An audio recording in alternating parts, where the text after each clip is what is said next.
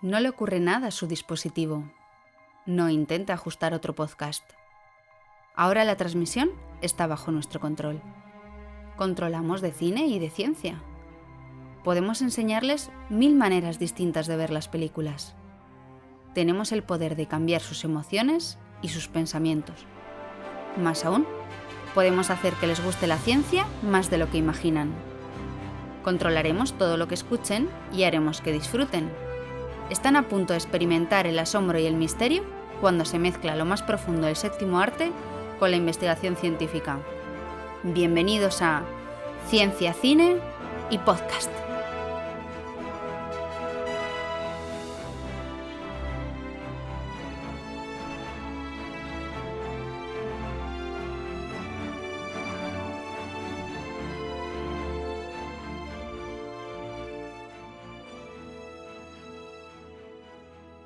Bienvenidos al tercer episodio de Ciencia, Cine y Podcast.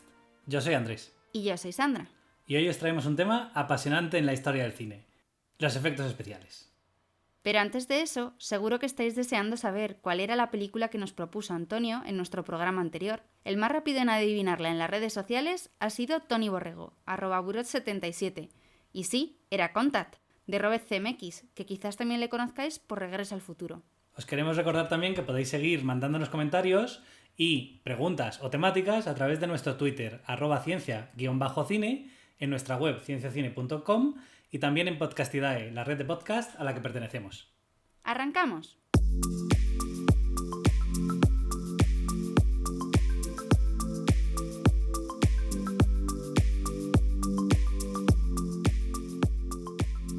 Una de las frases que más nos gustan es la de nuestra compañera Paloma Banderas, de Filmociencia. Ella suele decir que hay mucha ciencia en el cine, pero poco cine en la ciencia. Y es que es verdad, hay mucha ciencia en el cine, lo que pasa es que la gente normalmente no la ve porque está detrás de las cámaras. Y hoy vamos a tratar precisamente de ese tema. Queremos hacer que toda la ciencia y la tecnología que hay detrás del cine se luzcan. ¿Sabes cuál es la diferencia entre tú y yo? Que yo hago que esto luzca. En pocos sitios esa ciencia se ve tan clara como en los efectos especiales y visuales. Explosiones, vueltas de campana, saltos al vacío, inundaciones, dinosaurios, cohetes... Todo entra en el cine y todo se cuida hasta el más mínimo detalle. Y para hablar de este tema no podíamos elegir a nadie mejor que Carolina Jiménez. En Twitter la podréis encontrar como @okinfografía. Ella es artista de efectos visuales de cine para la empresa Skyline y ha participado en películas como El Hobbit, Guardianes de la Galaxia o la española Planeta 51. y mucho más. Carolina ha trabajado en series como Juego de Tronos o Cosmos. Además, ella dice que sus pasiones son la ciencia, el cine, la dociencia y el friquismo, así que es de los nuestros. ¿Cuánta ciencia se esconde detrás de un fotograma de cine? ¿Hay científicos trabajando para los estudios? ¿Cómo se puede distinguir un efecto especial de uno visual en una película? Vamos a preguntárselo a Carolina, pero después de esta curiosidad.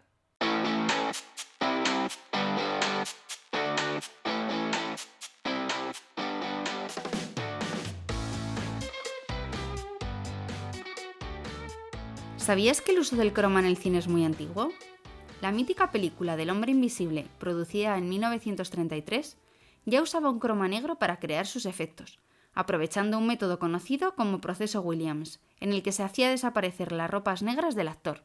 Con el paso del cine a color, se cambió el negro por un color azul, pero en la actualidad el color predominante es el verde. La razón principal para eso es que las cámaras digitales son más sensibles al verde, ya que tienen el doble de píxeles sensibles al verde que al rojo o al azul.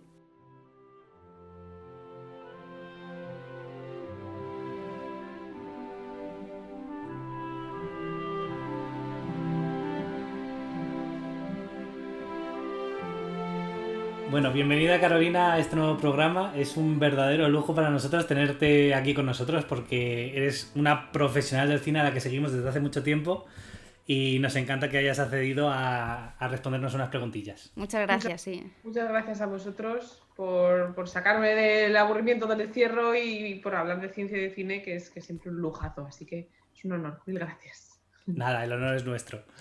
Y yo tenía pensado iniciar la entrevista con una frase que te he oído y que a ti te gusta decir mucho, que es que el cine es un efecto visual en sí mismo, ¿no? Cuéntanos cómo es eso. El cine en sí es un engaño. El cine es un efecto especial. si definimos efectos especiales como tratar de hacer pasar visualmente por real lo que no lo es, que es más o menos en lo que consisten los efectos especiales visuales, pues el cine en sí lo es, porque el cine consiste, desde que se inventó el cine, en hacer creer al espectador que está viendo algo real que en realidad no lo es, simplemente por el hecho de que está viendo algo grabado que ya es una modificación de la realidad, de modo que en sí ya lo es. Y a pocos años de inventarse el cinematógrafo por parte de los hermanos Lumière, hace ya trope mil años, se empezaron a inventar trucos que se conocían por la fotografía, trucos fotográficos que se empezaron a emplear en el cine para ilusionar. Claro, es una ilusión óptica en realidad. Méliès, que era uno de los grandes, uno de los pioneros de los efectos especiales, era un mago. Y para él, el hacer trucos con la cámara para el cine era un truco más de su espectáculo de magia. Así que en sí el cine es un truco de magia. Y acabas de hablar de los efectos visuales y especiales. ¿Qué diferencia hay entre ellos?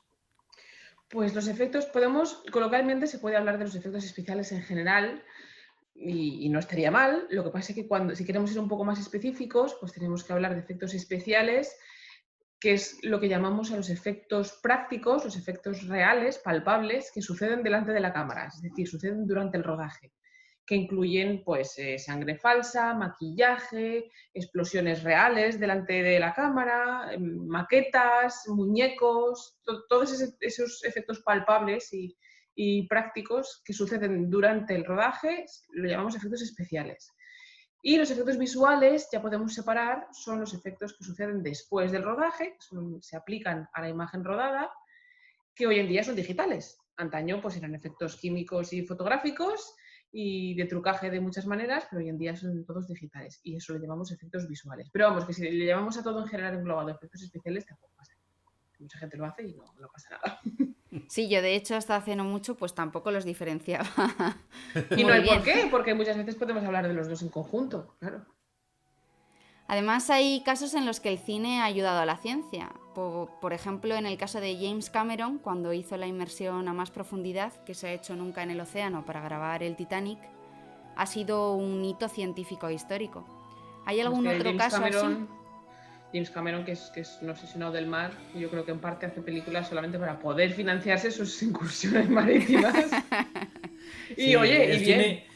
El cine es su excusa para hacer ciencia, ¿no? Exacto. O sea, qué mejor ejemplo para hacer ciencia, para pasárselo bien ahí abajo del mar, que lo obsesionan los mares. Y sí, cine y ciencia están interconectados, no solamente a través de la ciencia ficción, como es lógico, sino en la práctica también. Podemos pensar también en Interstellar, por ejemplo, es un buen ejemplo en el que una película colaboró muy estrechamente con científicos, puesto que Christopher Nolan estaba muy obsesionado con que su película fuera realista, ¿no? y que reflejara la realidad científica de los datos científicos actuales lo mejor posible, y estuvo muy en contacto con físicos, especialmente con Kip Thorne, que le fueron pasando e interpretando los datos más actuales que teníamos sobre el espacio y sobre más concretamente agujeros negros, para que los artistas de efectos visuales que estaban trabajando en la película interpretaran esos datos con ayuda de los científicos para darle el aspecto del agujero negro lo más realista posible. Lo consiguiera o no, pues no estuvo mal. Ahora que tenemos una foto de un agujero negro, no estuvo nada mal. El donut. Exacto, da la sensación de que si esa foto que tenemos del agujero negro real la pudiéramos enfocar un poco, se parecería. Se parecería bastante.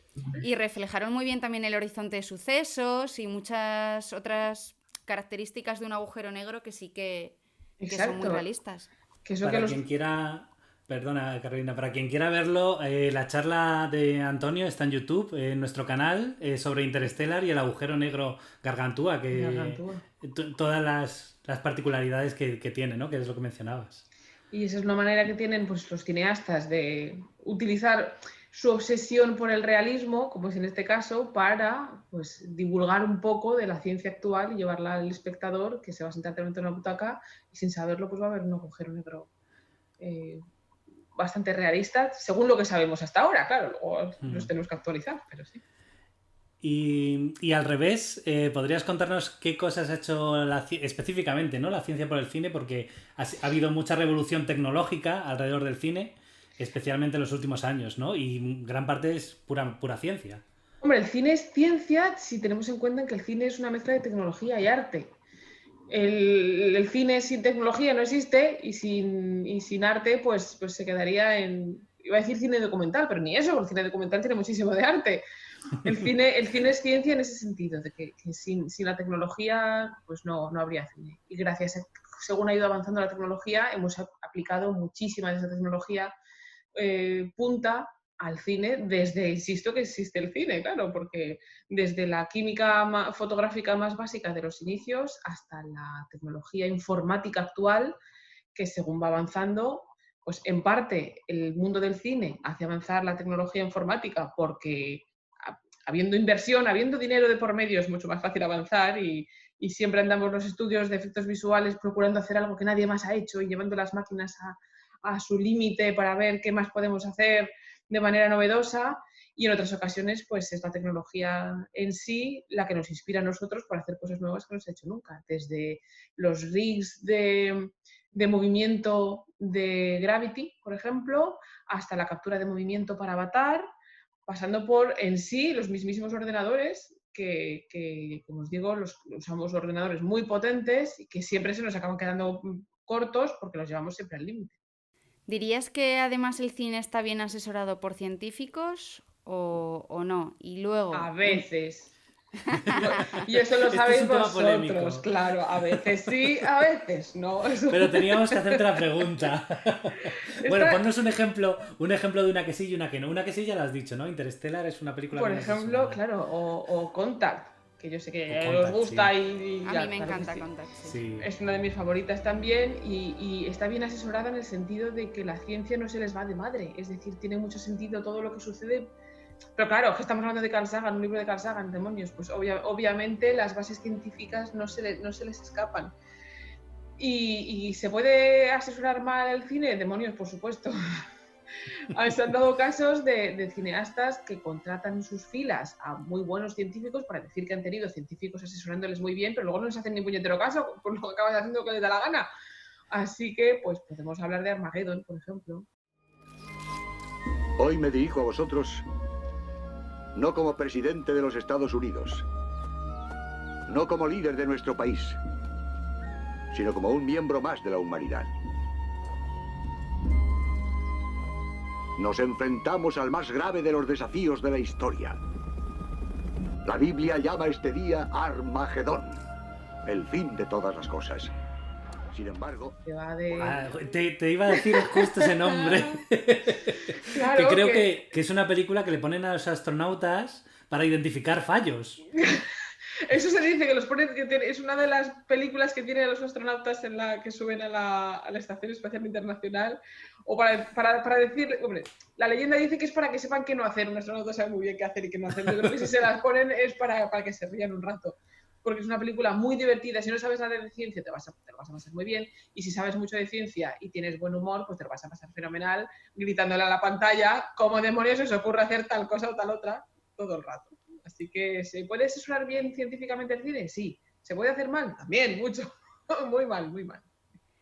Y luego veía además en un vídeo tuyo que explicabas un poco las partes de la postproducción de una película, que en efectos visuales, en la postproducción, tenéis una parte del equipo que son especialistas en saber, por ejemplo, anatomía de los bichos y crear las distintas capas, pues tanto musculares como esqueléticas, como el pelo.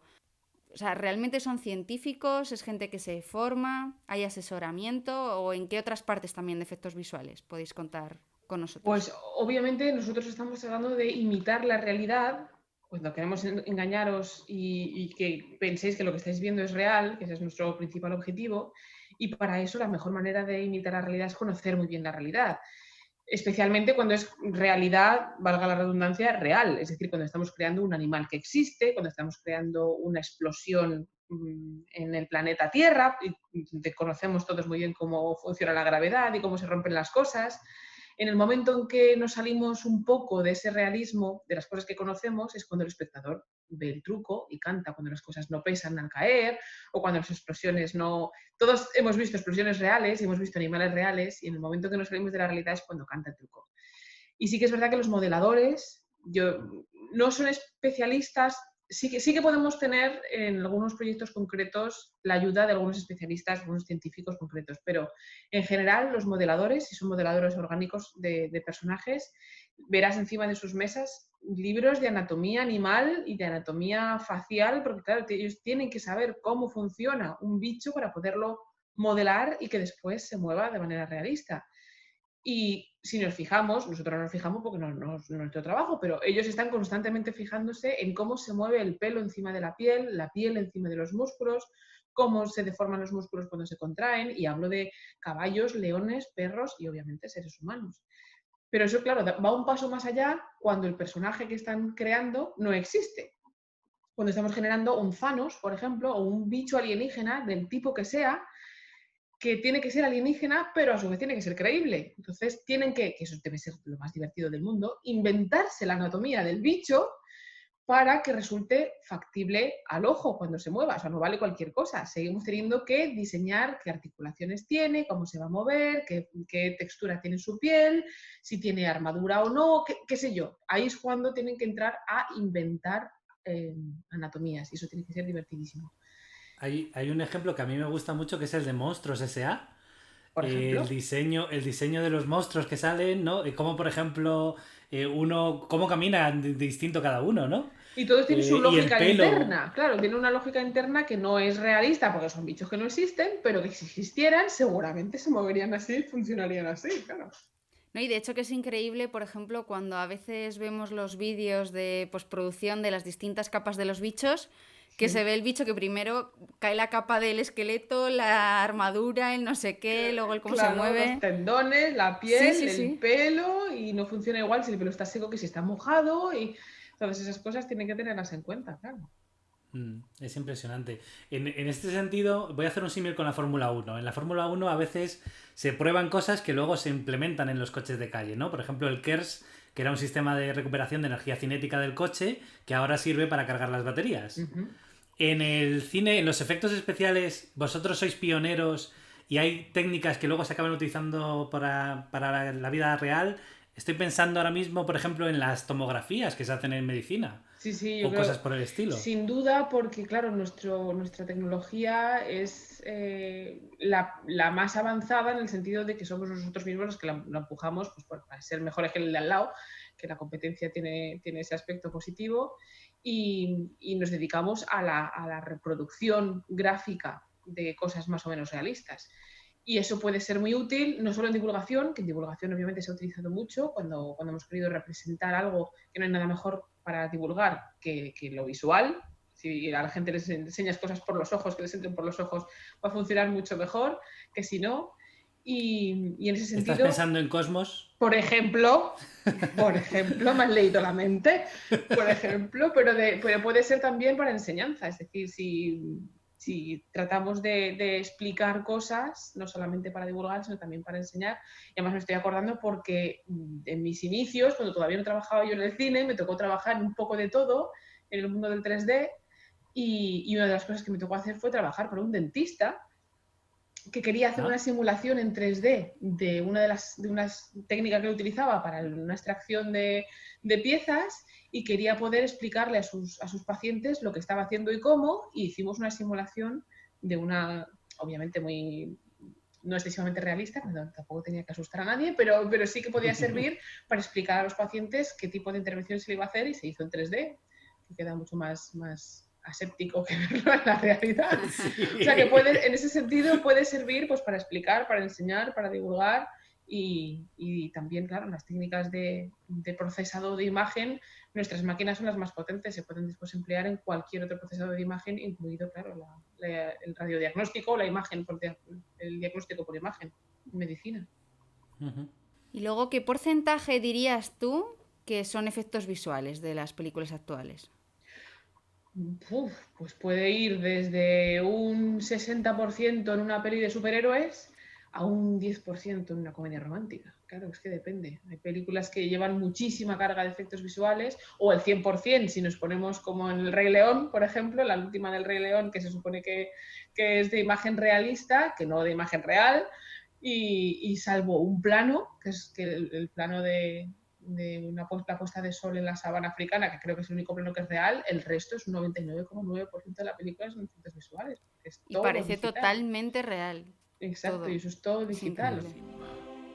Toda la tierra que baña la luz es nuestro reino. ¡Vaya! El tiempo que dura el reinado de un rey asciende y desciende como el sol. Algún día, Simba, el sol se pondrá en mi reinado y ascenderá siendo tú el nuevo rey. ¿Y todo será mío? Todo, hijo. Todo O sea que lo que hoy en vaya día a todas la las películas llevan algo de efectos visuales, dependiendo del tipo de película, el cineasta o el género, pues llevarán más o menos, pero todas llevan algo. ¿De qué depende que haya, por ejemplo, vamos a poner una película que necesita tanto efectos visuales como efectos especiales? ¿De qué depende que el director opte por tirar más de uno o de otro? Pues eso se determina al principio de la preproducción, cuando se hace una lectura de guión, cuando más o menos está el guión establecido y se sientan todos en una sala durante mucho tiempo a leer el guión y decidir, claro, se sienta el director de arte, el director de efectos visuales, el productor, que es el que pone el dinero y tiene que decidir qué se va a pagar, qué va a ser más barato o qué va a ser más económico, porque eso, desgraciadamente o afortunadamente, según se mire, el dinero prima en el tema del cine y no todo es igual de barato y igual de asequible. Y entonces se sientan y deciden, pues en cada plano, dependiendo de lo que el director quiera mostrar, se decide cuál es la mejor manera para que quede mejor o más barato o ambas cosas.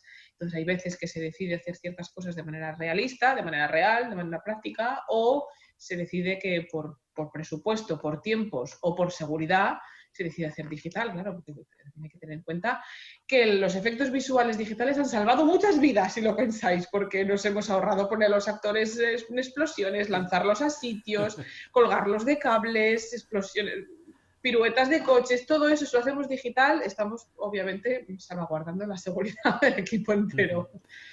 Sí. Y hilando con lo que has dicho antes, de que el cine, gran parte de su misión es hacer real algo que es falso, ¿no?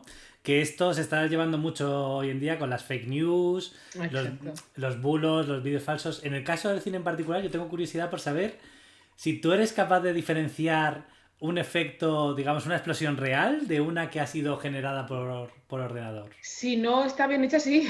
Sí.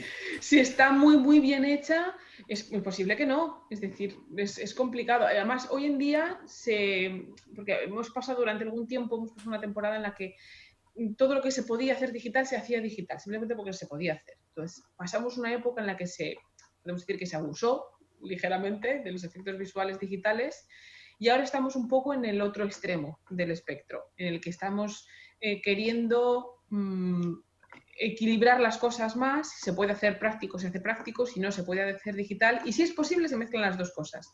Es decir, incluso cuando hay una explosión real delante de la cámara, muchas veces es una explosión menor de lo que se necesita porque después se amplía digitalmente. Es decir, lo que estás viendo seguramente no sea ni una explosión real ni una explosión digital, sino una mezcla de las dos cosas.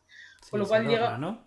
Claro, se adorna, se amplía, se exagera y además porque también te da mucho más control creativo poder después, porque dime tú que si hay algo más difícil de controlar que una explosión o que un fuego, entonces si tienes una pequeña explosión, un pequeño fuego que te da pues los tiempos, las iluminaciones correctas en el lugar correcto, pero en una escala bastante reducida, también por seguridad, y después, en postproducción, la haces tan grande como te dé la gana y haces todos los cambios que te dé la gana, pues tienes más control creativo sobre el tema. Así que muchas veces es mezcla de las dos cosas. Y si está bien hecho, yo no soy capaz de decir que si es digital o no es digital. Uh-huh. Por ejemplo, igual que sabemos reconocer un Dalí o un Picasso porque tienen como una marca, una firma de cómo lo hacen, de su tipo de arte. Tú, por ejemplo, como especialista, ¿miras las películas y reconoces la firma del estudio que ha hecho los efectos? ¿Hay algún patrón, no? Hoy en día, no. Antaño sí, primero porque había muchos menos estudios de efectos visuales, entonces era más sencillo, y además había más competencia y más desigualdad entre ellos, especialmente ILM, que es la Industrial Light and Magic, que es el estudio de efectos visuales de George Lucas, que han sido los pioneros en todo esto durante mucho tiempo, muchos años. Durante muchos años, los 80 y los 90, los grandes efectos especiales no había duda que eran de ellos, porque eran los que podían hacerlo. Hoy en día no, y os explico por qué. Y es porque en una sola película es muy difícil que haya un solo estudio. Normalmente se juntan en una misma película muchos diferentes estudios. Nos lo repartimos por secuencias normalmente y a pesar de que cada estudio en algunas ocasiones sí que tiene su especialidad, como en el estudio, por ejemplo, en el que yo trabajo, tenemos la especialidad de la simulación de fluidos. Tenemos un simulador de fluidos que solo tenemos nosotros, porque lo hemos desarrollado nosotros, y por eso cuando hay movimiento de grandes masas de fluido, nos toca a nosotros esas secuencias, porque como se nos dan mejor, pues nos las dan a nosotros. Pero, claro, como el objetivo es ser realista, es difícil ver una firma. Y como trabajamos muchos diferentes estudios en una misma película, procuramos que sean todos homogéneos.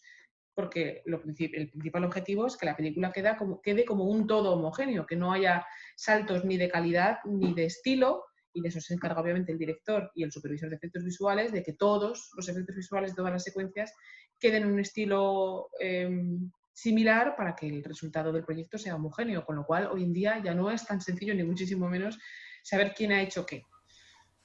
Lo que sí que se puede saber es eso, como nosotros, por ejemplo, se nos da bien lo de las masas de agua, grandes masas de fluidos, sí que puedes deducir que quizás se haya encargado Scanline porque son los que suelen hacer los fluidos, pero no porque lo hagamos de una manera visualmente destacable. Yo tengo la sensación, Carolina, a lo mejor es que me hago viejo, no debería decir esto porque tú y yo tenemos más o menos la misma edad, pero bueno, yo tengo la sensación de que a veces hay como una sobredosis de efectos visuales en el cine, especialmente en las películas de superhéroes, de acción, de aventura, todas estas, ¿no? Sí. Y me refiero a que hay tal cantidad de efectos que mi ojo humano no es capaz de percibirlos todos. Uh-huh. ¿Vosotros tenéis en cuenta ese tipo de cosas para que no sature la imagen? Pues en unas ocasiones se tiene más en cuenta que en otras. Sí que es verdad que obviamente hay secuencias que son, no que tengan muchos efectos visuales, que son todo full CG, como le llamamos un plano full CG, es cuando no hay imagen real, es todo digital. Y sucede más de lo que parece. Lo que pasa es que si no os enteráis del todo es que está bien hecho la cosa. Pero sí, efectivamente hay veces, claro, especialmente si hablamos de una película de superhéroes, una película de Marvel, en la que la batalla final pues va a ser entre un monstruo alienígena y un superhéroe con superpoderes en un planeta desconocido, pues obviamente va a haber saturación de efectos visuales porque casi lo pide, es que no se podría hacer de esta manera, no se me ocurre de qué otra manera hacerla. Pero no es así ni en todas las películas ni en todos los géneros. Así que, pues sí, a veces, y además a veces que hacemos cosas que luego añadimos muchas cosas a la escena que después no se ven porque todo pasa después rapidísimo. Se perciben, no es que no, o sea, si le prestas atención la ves, pero entonces no ves el resto, ¿no? Si la ves a cámara lenta 3 veces, acabas enganchándolo todo, pero sí. No siempre es sencillo, o a lo mejor, eso también me ha pasado a mí un par de veces, que le dedicas mucho tiempo a ponerle mucho detalle a algo concreto, cuando nos toca especialmente hacer el set dressing de un entorno, y después resulta que entre que es de noche, que hay humo y que hay explosiones, todo lo que yo he puesto ahí no se ve. Pero bueno, está ahí. Al menos yo sé que está ahí. Pero sí, esas cosas pasan. ¿Qué película dirías que superó para su época la tecnología que había de efectos especiales o en cuál te hubiese gustado poner efectos visuales a ti? El Parque Jurásico, por ejemplo.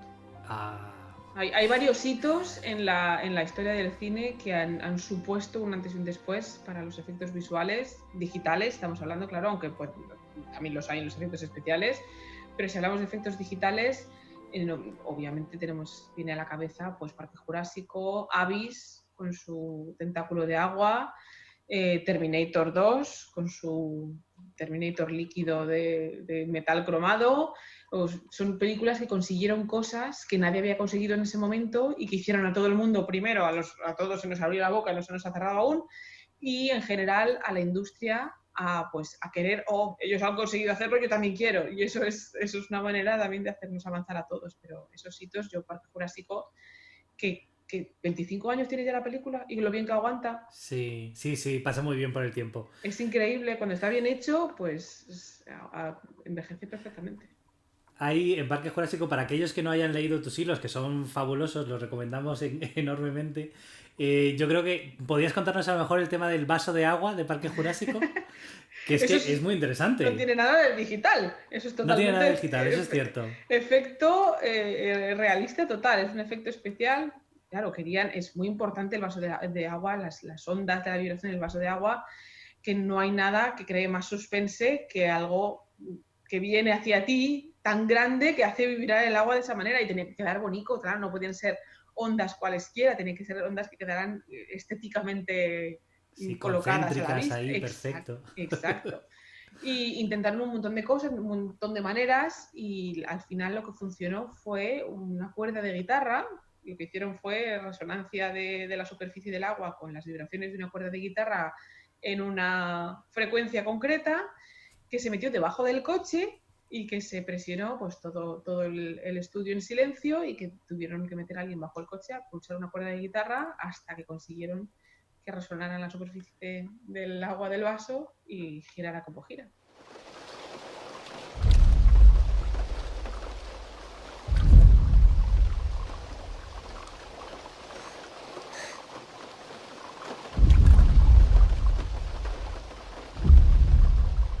Voy a confesar una cosa, como físico, los que no me vean, me estoy tapando los ojos. ¡Ay, ay, madre mía, ay, madre mía! Porque es un secreto, pero yo intenté romper una copa de vino con el viejo truco de la vibración de buscar la frecuencia de resonancia, poner el altavoz al máximo, ¿no? Y que vibrara y que se partiera. ¿Y qué? ¿Y qué pasó? Me llevé todo, me lo monté en el laboratorio, todo ahí, me puse las gafas, yo ahí... No fui capaz de romperla. ¿No? No pude. O sea, ¡Demonios! que el efecto del vaso no es nada fácil, aunque lo parezca. No, yo, obviamente yo no estaba allí, pero me consta que la historia cuenta que probaron muchas cosas, muchas diferentes frecuencias, muchos tipos de cuerdas, dónde poner la cuerda también, porque la cuerda estaba enganchada a la base del coche para que subieran las vibraciones. No sé exactamente cómo, pero sospecho que tuvieron que darle muchas vueltas hasta que encontraron, por prueba y error, que no solo la ciencia funciona con prueba y error, el cine también, y hasta que le dieron y el agua se movió. Y ahora que estamos ya hablando de ciencia real, ¿no? A los que somos profesores nos fastidia mucho una pregunta que nos hacen muchísimo los alumnos, que es ¿y esto para qué sirve? ¿No? En particular, yo que doy física o matemáticas, ¿no? Me dice muchas veces ¿y las matemáticas para qué sirve? ¿No? Ay, madre mía. Yo creo que en el cine hay ejemplos muy bonitos de usos de las matemáticas. Se me ocurren, por ejemplo, los paisajes fractales para los fondos de películas. Hay una cosa que mencionas tú, que es la triangulación de las cámaras. Claro. E incluso la poligonización de la escena, ¿no? Cómo todo eso son matemáticas. ¿Usáis a menudo estas herramientas, estos algoritmos en la informática es matemática. La informática desde sus comienzos, de los ceros y los unos, es matemática pura y dura. Y nosotros lo que utilizamos es informática. Y obviamente nuestro trabajo está muy matematizado, muy poligonizado. Utilizamos esas palabras todos los días. Las mallas tridimensionales que empleamos en nuestras escenas en 3D no están hechas de superficies planas ni lisas, están hechas de polígonos. Y polígonos, cuantos más pequeños sean los polígonos, más imperceptibles son, pero tenemos que procurar que sean el menor número de polígonos posibles para poder optimizar las escenas para render y cosas por el estilo. Y todas las simulaciones que hacemos de partículas, cuando hablamos de partículas, hablamos de fluidos, porque los programas informáticos que simulan el movimiento de fluido generan partículas que pueden ser desde gotas de agua, que obviamente son... agentes, lo que llamamos son agentes, que pueden ser gotas de agua, o cuando tiramos una bomba a un edificio y el edificio se rompe en 1000 pedazos, esos pedazos son también partículas, hablando obviamente en terminología informática, de diferentes tamaños y formas que interactúan entre sí de manera lo más realista posible. Y tenemos pues parámetros de gravedad, de peso, de rozamiento y de dureza, para que cuando interactúan entre sí, interactúan con el suelo, pues quede lo más realista posible. De modo que sí, la física y la matemática tienen que estar presentes a la hora de imitar el mundo real, como hemos contado antes. Sí. Igual que Andrés se fija en la física, pues bueno, yo te voy a preguntar un poco por lo mío, que es la biología. Porque hemos estado hablando antes de cómo se diseñan y se crean, pues por ejemplo, todos los animales.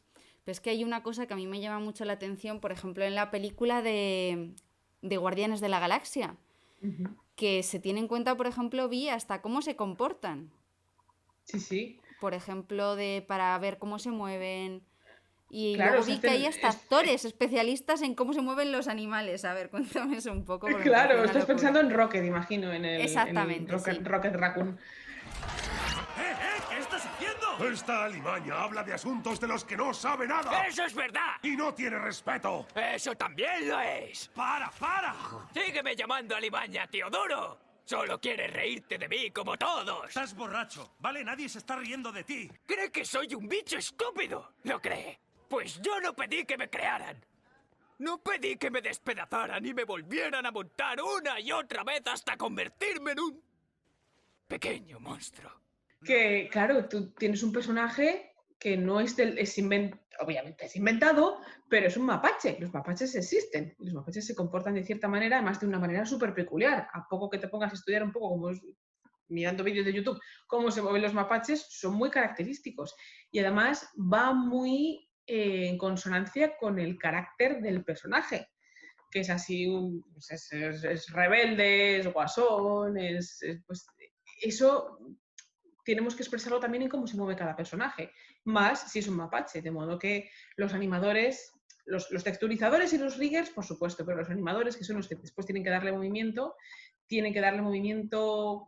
concreto, basándose no solo en la historia que estamos contando, en las emociones que está sintiendo el personaje, sino en cómo se mueven los mapaches, y para eso hay que estudiar el movimiento de los mapaches. Y sí que es verdad que utilizan vídeos de referencia en los que se utilizan o mapaches reales o ellos mismos se ponen a imitar los movimientos del personaje en concreto, que es medio humano, medio mapache, para que quede... Claro, no todos los personajes se mueven igual, cada personaje tiene, tanto si es un actor real como si es digital, tiene sus movimientos característicos. Y luego cuando hablamos de, por ejemplo, tú has dicho que tu estudio, por ejemplo, estaba especializado en fluidos, en efectos visuales de fluidos. ¿Que hay alguna empresa española buena dedicada a este tipo de efectos o qué nos puedas decir? En España hay mucho talento. En España tenemos, hay muy buenos estudios de animación y además ahora como la tecnología está cada vez siendo más asequible, porque hace unos años eran las máquinas necesarias para hacer efectos visuales, pues solo estaban asequibles a grandes presupuestos, grandes productoras. Pero hoy en día, que tanto la informática como los programas que empleamos están más asequibles a todo el mundo, es posible tener estudios medianos y pequeños que son tremendamente útiles para la industria, y en España hay mucho talento en animación y en efectos visuales, participando en producciones tanto españolas como internacionales. Y sí, sin duda hay un montón de talento ahí. Además que es bueno saber en España se rueda mucho también. Sí, que no solo consumimos, sino que también producimos. Que Sí, participamos, sin duda participamos. Eso es bueno. Y además que me encanta la animación. Todas las pelis que salen de animación me las veo todas. Y bien, sí, últimamente España, por ejemplo, ha tenido muy buenos títulos y con premios. La de Planet 51, por ejemplo, que creo que participaste, Carolina. Esa fue mi primera peli. Fue buenísima, a mí me encantó. Tanto por el guión como por toda la estética, ¿no? Era muy buena. O Tadeo Jones también. Sí, por ejemplo, Jones. Una saga, tenemos saga y todo. Sí. Maravillosa. Y a la hora de la producción hay una cosa que has mencionado que es muy importante para vosotros, que son los ordenadores, ¿no? Uh-huh. Los científicos también usamos ordenadores, de hecho tenemos supercomputadores a nuestra disposición, como el Mare Nostrum en Barcelona. Claro, nosotros simulamos colisiones de galaxias o encontramos la estructura de las proteínas o probamos fármacos, ¿no? Uh-huh. Pero ¿cómo de importante es en vuestro trabajo? ¿Tenéis centros de computación especializados? ¿Tenéis superordenadores? Tenemos ordenadores muy potentes con las características de los ordenadores de trabajo diario son características, no me voy a meter en mucho detalle, primero porque no me dejan demasiado y segundo porque tampoco es alto secreto. Es alto secreto, que no puedo dar detalles, pero también porque como no es mi fuerte, tampoco lo domino mucho, pero sí que los ordenadores de trabajo son ordenadores gráficos muy potentes, es decir, tenemos muy buenas tarjetas gráficas y memoria RAM y todo ese tipo de cosas. Y luego tenemos lo que llamamos granjas de render, es decir, son unas salas enormes, refrigeradas, que si entras te congelas, son grandes neveras, porque los ordenadores se calientan y tienen que estar en frío, y son salas inmensas simplemente con procesadores, con un montón de ordenadores con unos procesadores muy potentes, que son los que empleamos para renderizar las imágenes que generamos trabajando en nuestros ordenadores de todos los días. porque una cosa es preparar la escena, trabajar en la escena para prepararla para render, y otra muy diferente es renderizarla. Entonces, sí, todos los estudios tienen sus granjas de render, que o bien in situ o bien en remoto, y son los grandes ordenadores donde mandamos normalmente de noche, claro, porque trabajamos durante el día, y cuando mandamos los renders se quedan las granjas de render tirando render toda la noche, y un render que no es más que el traducir el trabajo del día, el trabajo de una escena concreta a una imagen final. Puede, pues un fotograma puede tardar horas, y cada segundo de una película tiene miles tiene muchos fotogramas, cada fotograma tiene muchas capas, cada capa es un render, o sea que son muchas horas de renderizado las que necesitan, miles de horas de renderizado las que necesita una película para poder ser terminada. En ese aspecto sois como los científicos, porque yo me recuerdo en mi tesis todas las simulaciones las lanzaba por la noche porque duraban como 8 horas o algo así. Por la mañana lo primero que hacía por la mañana era mirar cómo había quedado comprobar la a ver si ha quedado bien o la habías cagado en algún parámetro y tenías que repetirla otra vez. Pues lo mismito, lo que pasa es que con muchos ordenadores, pero lo mismito. Nosotros en el departamento también tenemos, para lo que decía Andrés, de probar estructuras de fármacos y así, un procesador, y parece eso como una bomba nuclear que está estallando continuamente, y también la tenemos que poner por la noche porque si no, no hay quien esté allí en el laboratorio. Claro, pues es exactamente igual. Y además es que nosotros, como tenemos oficinas en diferentes puntos del planeta, porque para diversificar un poco estratégicamente, pues las granjas de render acabamos renderizando, claro, como no coinciden las noches, pues se acaban mandando renders, están constantemente trabajando, son 24 horas al día los pobres bichos echando humo, y si no se podría hacer la película. Luego hay empresas que son granjas de render en sí, que alguna vez ha pasado que si te quedas sin espacio para renderizar, pues contratas una granja de render a la que mandas más renders, y sin render no hay peli. Y yo soy una loca, pero loca de las películas que se graban en plano secuencia. Estoy pensando, por ejemplo, en Birdman, sí. O, por ejemplo, la escena de 1917 de las explosiones, que es realmente maravillosa. ¿Cómo se hace eso? ¿Hay un comité científico loco encargado de preparar esas escenas o esas explosiones? ¿Cómo se hace eso? Normalmente el loco suele ser el cineasta, porque un plano secuencia normalmente no es necesario. Es decir, se podría contar lo mismo que cuenta un plano secuencia partiendo el plano en diferentes planos más cortos. Cuando se decide hacer plano secuencia suele ser porque el director quiere demostrar que se puede. Es decir, es muy complejo, es muy difícil, y el reto está en conseguirlo en un solo plano. Cuanto más largo y más complejo sea el plano, más reto hay y mejor sienta cuando lo consigues. Además de que el espectador también disfruta mucho con esos retos que son muy visibles, son muy perceptibles. Y requieren un trabajo enorme. Claro, la grabación es relativamente corta, porque un plano secuencia se tarda en grabar lo que se tarda en ver, digámoslo así, pero todas las miles de horas que hay de trabajo antes es un trabajo de relojería total. La logística, circo, ¿no? Claro, la logística para que todo esté en su sitio y que todo cuadre es una maquinaria de relojería que cuando hay que repetirla, pues obviamente no suele salir a la primera, ¿no?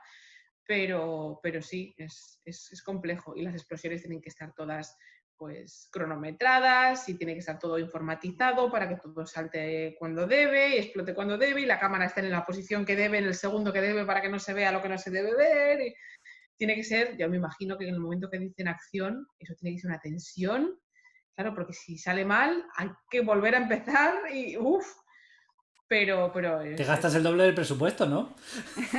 Pues bueno, pero te lo ahorras a lo mejor en tiempo, porque una vez que ha salido bien ya hemos terminado en la secuencia entera, se acabó en un solo plano. ¿Crees que está un poco de moda lo del plano secuencia? No está de moda ahora, porque esto ha sido desde los Hitchcock, le encantaba, por ejemplo. Estamos hablando de cine en blanco y negro. O bueno, La soga no era en blanco y negro, pero La soga es una película de Hitchcock que está rodada en planos secuencia tan largos como le daba a él el carrete de película, porque los planos secuencia de La soga son de un máximo de 10 minutos, porque él no tenía más película para grabar. Los rollos de película en aquel entonces tenían esa longitud máxima y no se podía grabar más, pero si le hubiéramos dado un rollo de película infinito a Hitchcock, nos habría hecho una película plano secuencia. O sea que es un reto que sucede desde los tiempos, desde que existe el cine, lógicamente. O sea que es más el estilo del director el que se impone, ¿no? Exacto, y además es que es pendular. Yo creo que cuando llevamos unos años que no ha salido un gran plano secuencia en el cine en general, ya empieza a picarle al mundo del cine y alguien tiene que inventar un plano secuencia nuevo para retar y volver a disfrutarlo. Has mencionado a Hitchcock, que bueno, yo por herencia de mi madre pues he visto muchísimas películas porque a ella le encantaba.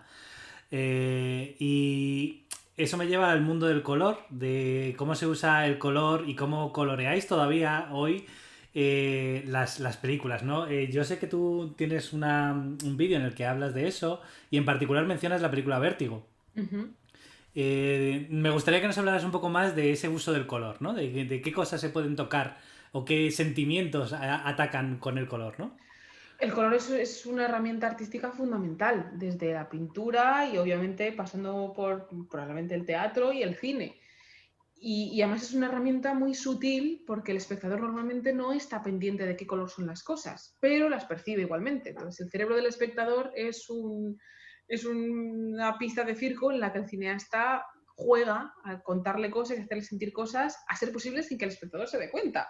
Y el color es una herramienta fundamental para hacer eso. Entonces podemos utilizar el color de muchas maneras, simbólicamente o simplemente para asociar un personaje concreto o un sentimiento concreto a un color. En Vértigo, por ejemplo, tenemos colores asociados muy específicamente a cada personaje. El verde y el rojo, que además son complementarios, contrastan muy bien entre sí, están presentes constantemente. Entonces el espectador sabe que hay cierta tensión visual, no entiende muy bien por qué. Hombre, si lo analiza, tampoco es que sea muy complicado. Sí, pero es casi subliminal muchas veces. Claro, estás metido en la historia, estás escuchando lo que está sucediendo, estás entendiendo en lo que está la situación en la que nos estamos encontrando, pero no te paras a pensar que el color es fundamental y lo está siendo, porque te está entrando información por los ojos, no solamente por los diálogos, sino que visualmente te está entrando información que suele ser más que narrativa, emocional, porque el color rojo, por ejemplo, genera mucha tensión. No solamente es el color asociado culturalmente con el amor o la pasión, también con la violencia, al ser el color de la sangre, por ejemplo, o la ausencia de color, cuando eliminamos los colores estridentes por completo de un plano concreto, pero dejas una cosa muy puntualmente de un color muy brillante, sabes que la visión del espectador va a ir a ese punto.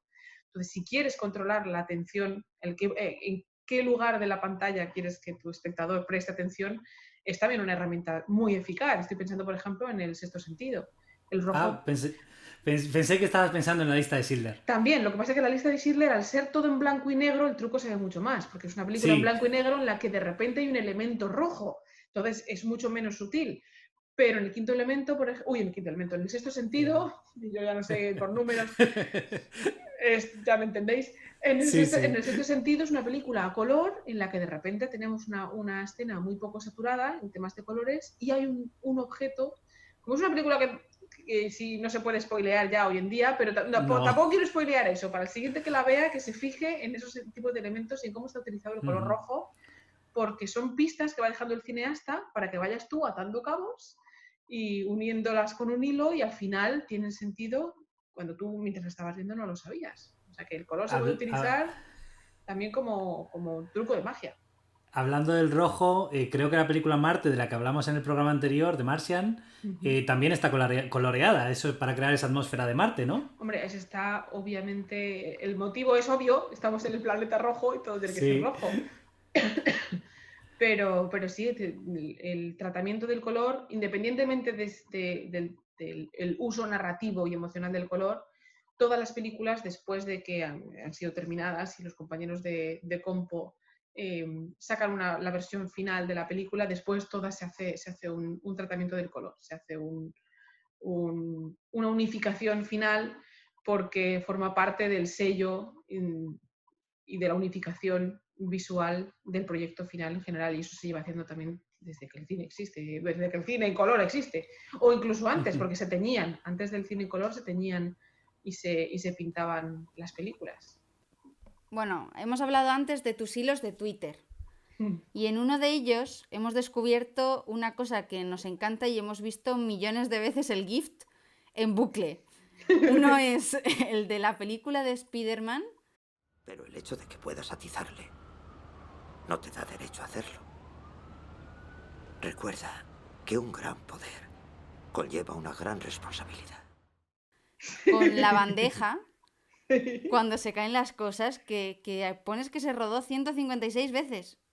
Yo pensaba que eso es imposible que fuese real, que la física no permite eso. La física no permite eso te lo digo yo ya, porque entre otras cosas, porque uno de los objetos que caen es una manzana, y hasta donde yo sé las manzanas ruedan, así que hizo falta un poco de ayuda de pegamento. Es decir, el efecto no es digital, es todo real, pero tampoco es realista. Es decir, se empleó algo de pegamento especialmente para evitar que la manzana rodara, pero sí, con santa paciencia, 100 y pico veces hasta que salió la escenita de Marras, y salió. No hay nada como un cineasta cabezota. Y otra es la del anillo del Hobbit. Sí. Con la perspectiva, a ver si nos puedes contar eso un poco. Sí, porque son efectos especiales que no son efectos especiales, ¿no? O sea, en el fondo, el truco es otro. Bueno, pero son trucos de cine y sí que se pueden considerar efectos especiales porque alguien tuvo que darle a la mollera sobre cómo hacerlo para conseguir que en cámara se viera lo que se ve. Y para El Señor de los Anillos se crearon diferentes anillos de diferentes tamaños y de diferentes características para que el anillo se comportara o se viera de según qué manera delante de la cámara. Un ejemplo es el del anillo magnético, que cuando Bilbo se marcha y suelta el anillo y el anillo cae al suelo, si a vosotros os ha caído un anillo al suelo, sabéis que eso bota y rebota y se acaba debajo de un sofá y no hay manera de encontrar el anillo. Pues para que eso no sucediera, imantaron el anillo, un anillo imantado y se puso un imán muy grande bajo el suelo para que el anillo al caer hiciera ¡pum! Y se quedara pegado al suelo delante de la cámara en vez de rebotar y rebotar, con el peso que debía tener, el peso argumental en este caso me estoy refiriendo, que tenía que tener un anillo como ese, que es el anillo más malvado del mundo. Y luego está el anillo gigante, porque se hizo un anillo enorme que tenía el tamaño de un plato sopero, que estaba perfectamente proporcionado, pero que se hizo con ese tamaño para poderlo poner cerca de la cámara y que pareciera que efectivamente estaba muy cerca de la cámara. Si en la distancia a la cámara a la que tenemos que poner un anillo de tamaño normal para que se vea en el tamaño del encuadre como se ve en esa secuencia, que es cuando estamos en la nieve subiendo las cumbres nevadas con la compañía de la Comunidad del Anillo, pues el foco necesario en la cámara para que el anillo quede enfocado, siendo un anillo de tamaño real, pegado a la lente, claro que tendría que estar casi tocando la lente para que se viera ese tamaño tan grande, ese foco nos habría hecho por distancia focal, por profundidad de campo, nos habría desenfocado todo el fondo de detrás. Y el fondo era importante porque tenemos a los personajes detrás mirando al anillo. La única manera de conseguir que la profundidad de campo fuera necesariamente grande para poder ver enfocado el anillo y con cierto foco el fondo era tener un anillo gigantesco que poder poner más alejado de la cámara para que la lente pudiera funcionar correctamente. O sea que esos trucos se vienen haciendo además de toda la vida. Y Hitchcock también lo hacía teléfonos enormes que ponía delante de la lente para que parecieran tener un tamaño normal, pero no es cierto, para poder enfocar también los fondos, que además es parodia que se hace en Top Secret. Si habéis visto Top Secret, hay un teléfono gigante delante de una parodia de ese tipo de cosas, que cuando levantan el teléfono resulta que el teléfono es gigante y no lo sabías. Pues ese tipo de cosas se hacen obviamente desde la época de blanco y negro para poder emplear las lentes narrativamente de la manera más adecuada. Y ese anillo está en Nueva Zelanda, en el Museo del Señor de los Anillos. Es un anillo, pero te digo, que me cabe la cabeza dentro. De collar. Sí. Exactamente. Y hemos estado hablando antes de Spider-Man. Yo no sé si has visto el vídeo que se ha vuelto viral de los especialistas de cine que han rodado, yo lo he visto por Twitter, que han rodado todos seguidos, pegándose unos a otros, qué maravilla. Sí, pegándose unos a otros. ¿Tú crees que los especialistas de cine son los verdaderos superhéroes del cine? Porque sin duda, hacen a veces sin duda cosas... Son los que más juegan el pellejo, siempre, y son los que además siempre dicen que sí a todo y los que, vamos, sostienen el reto físico más grande que supone un rodaje.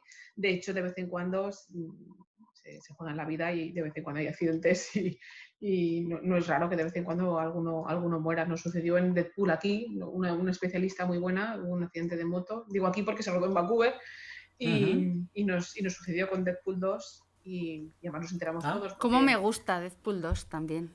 ¿Verdad? Pues como Ryan Reynolds es de aquí, de Vancouver, entonces está muy empeñado en rodar todo lo que pueda en Vancouver. Hay una escena en Deadpool 1 que se ve mi casa y todo, o sea que está todo por aquí. Y durante el rodaje, que la ciudad entera sabía que estaban rodando Deadpool 2, entre otras cosas porque cortan las calles y no puedes pasar y te enteras de esas cosas. Y sí, desgraciadamente hubo un accidente y perdimos a una especialista muy buena en un accidente de moto.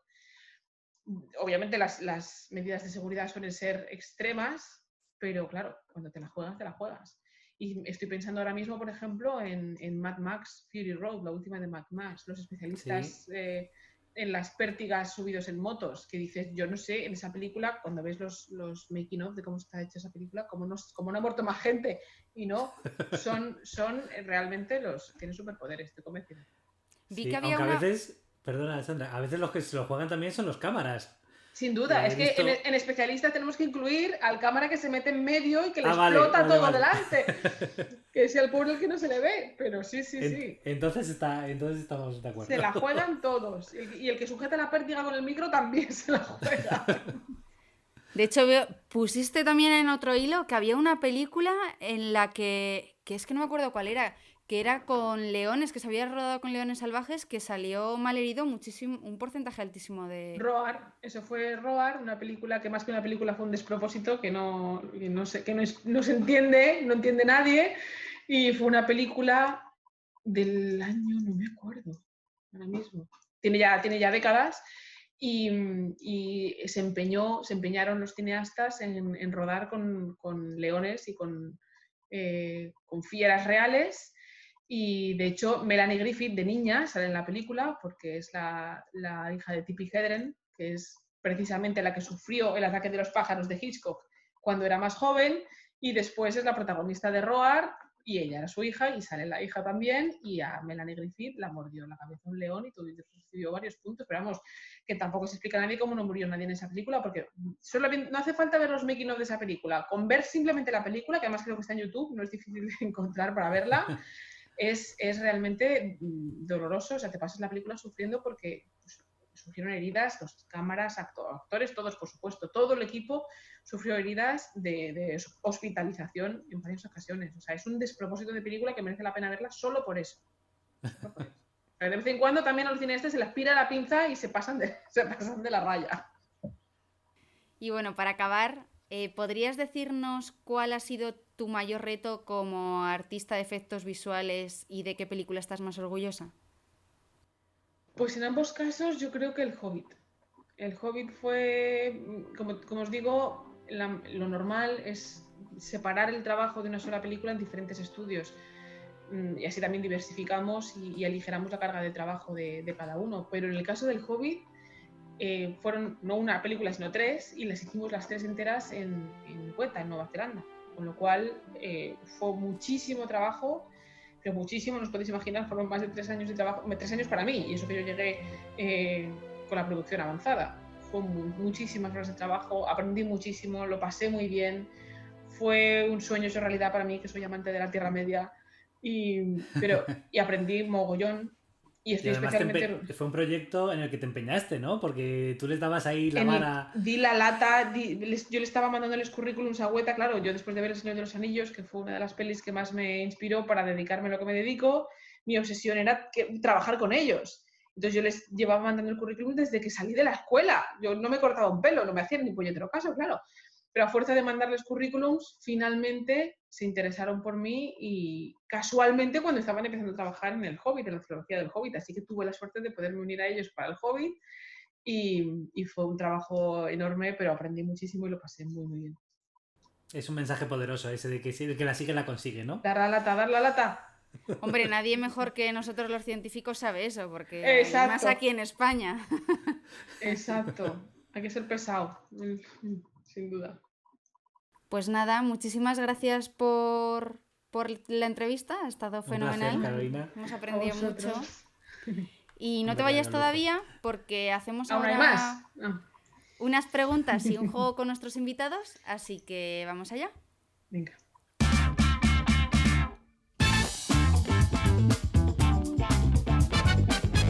El Trivial de Ciencia y Cine.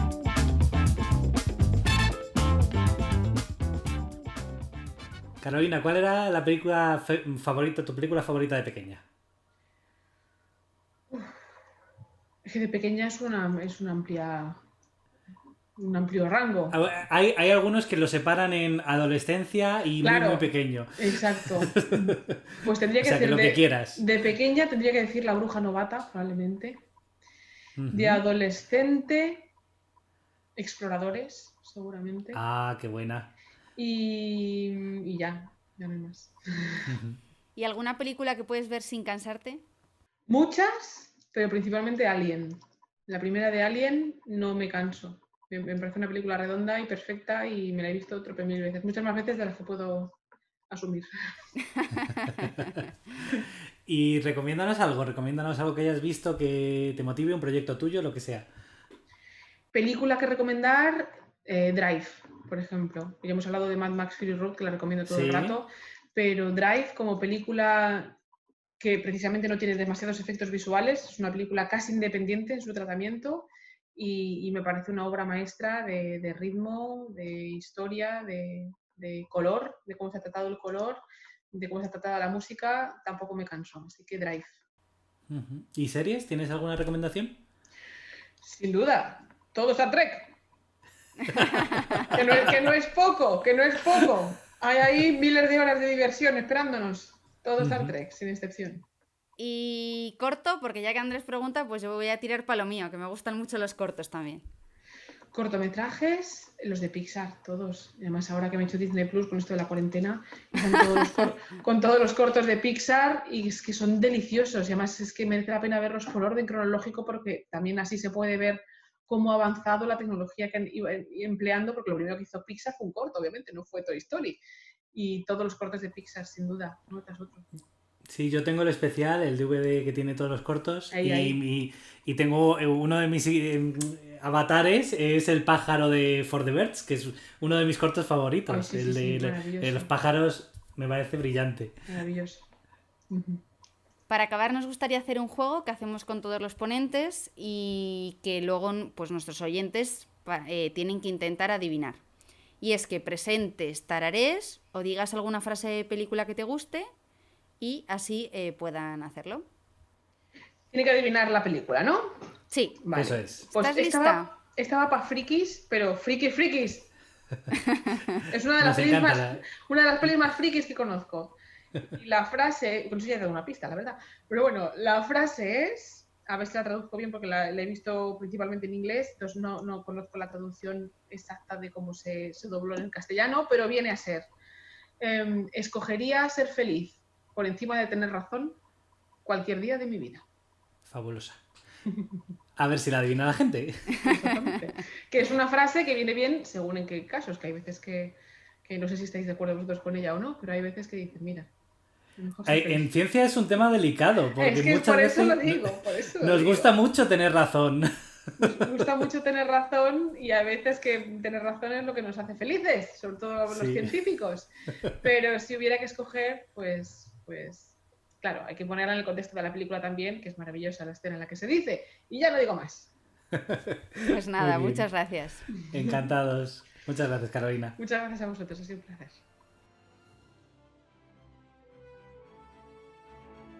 Esperamos que hayáis pasado un buen rato. Podéis visitar las notas del programa para más información y os esperamos en 2 semanas con nuestro 4º episodio.